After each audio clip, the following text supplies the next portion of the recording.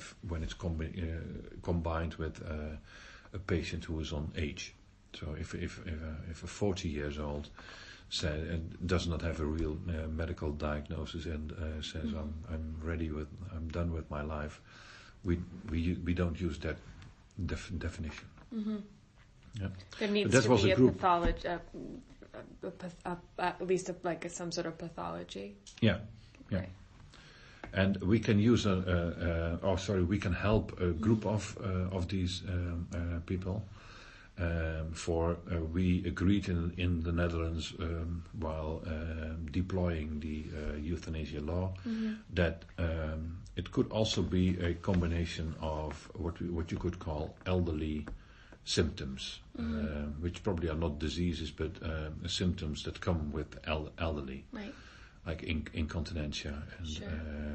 Hearing drops down, seeing becomes less. And those are sort of gray area cases sometimes, right? No, it's not gray area. I mean, because incontinence is not itself.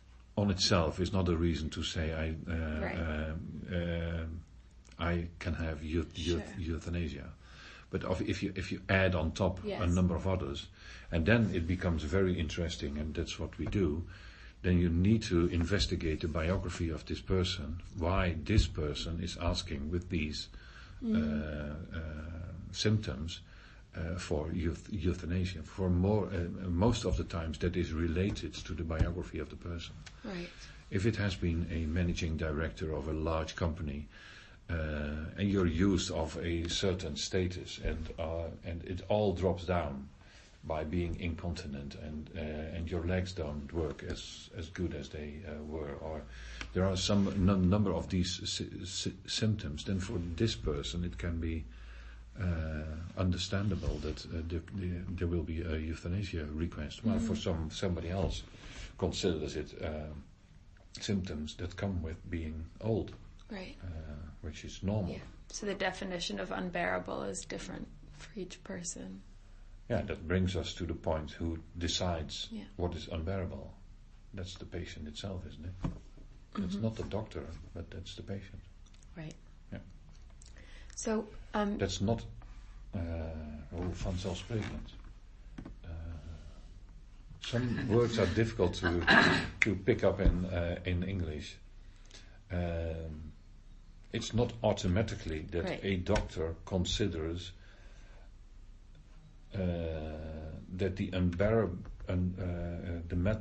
matter of unbearable that the situation is being decided by the patient. There are many doctors who consider that they themselves think it's unbearable also for themselves, right. while we think that's not right. So when a GP refuses to help a patient or decides that he cannot, what is the primary reason that you have found at this clinic? Is it that the GP objects morally to euthanasia, that the GP objects to the specific case, the GP simply feels unqualified? One out of three, so one third of what we are doing some research on this question.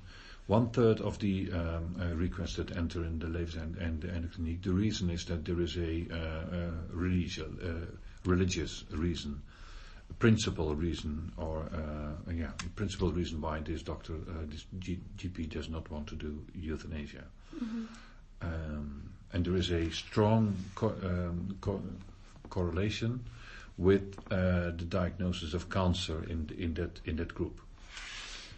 60 to 65% of the requests, the doctor is considering himself either not well equipped or does not have any experience with that particular type of request. And then there is a strong correlation with the other diagnoses, like psychiatry, like dementia, as an example, and the multiple elderly symptoms also. Right. So there is the large majority of requests entering at the levensende kliniek is based on a lack of expertise. Yeah. Expertise in general, which can be divided in knowledge and experience at the end. Yeah. And would you pair the patients coming in with a specialist in their particular pathology, as in if it were a dementia case with some sort of neurologist, a psychiatric patient with a psychiatrist, or is it? Well, I'm hesitating what I should answer for. In general, there is a reason to look at the specialism of the doctor, but on the other hand, there are that many requests that it's not always possible to pair with a relevant specialist. So let me give some examples. We do have a number of doctors who are typically somatic doctors, like gastroenterologist. Enterologist, yeah. Who really has a difficulty with doing a patient with dementia, to give an example. There are a lot of elderly doctors, which is a specialism in the Netherlands, of course, who know a lot more about dementia. But there's no one-to-one rule that if a patient with dementia is always being helped by a elderly doctor who's specialized in elderly diseases. Can also be a GP who's very well equipped to help a patient with dementia. Sure. Psychiatric patients we would like to pair with a psychiatrist. But the number of psychiatrists available for the Levenseinde is far too small to help them all. So we are asking a psychiatrist to do an interview with the patient in an early stage of the request in order to find out whether it really should be investigated by a psychiatrist, or whether, and let me give you an example, if the psychiatrist of the patient already has said, well, I really don't know what other treatment can be brought in place for this patient. We've done all that can be thought of, and there is no other treatment available. I understand why this patient cannot live with the situation that this patient is, considering all the attempts that we did to improve that. But I can do euthanasia. Then the investigation is far more easy than when a lot of this has to be investigated by a psychiatrist. So then we also can say there are other doctors with either or not with a special interest in psychiatric diseases who are able to help in that situation also. Right. That's the psychiatrist deciding that in an early stage of the investigation. Right. But in general, of course, we try to consider the specialism of the doctor while pairing the patient and the doctor. Yeah, obviously this. And there also is a nurse involved in this, so we always work in a situation with a doctor and a nurse. So if the doctor is a GP with a psychiatric case, we will always add a psychiatric nurse, a nurse specialized in psychiatric diseases. Right.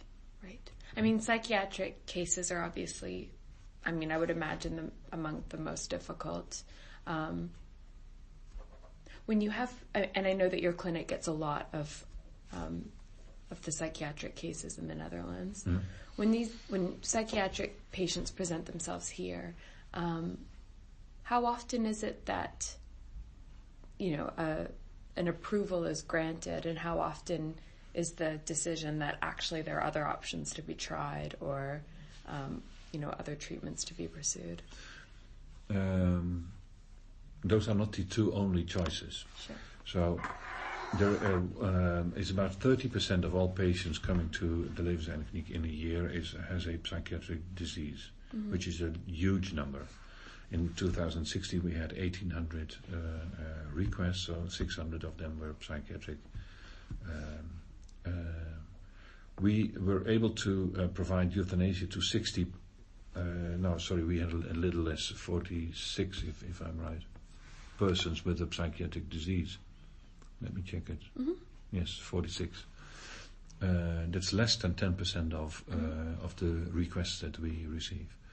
So it's a small group of persons that we really can help. That could be a little larger if we would have a little more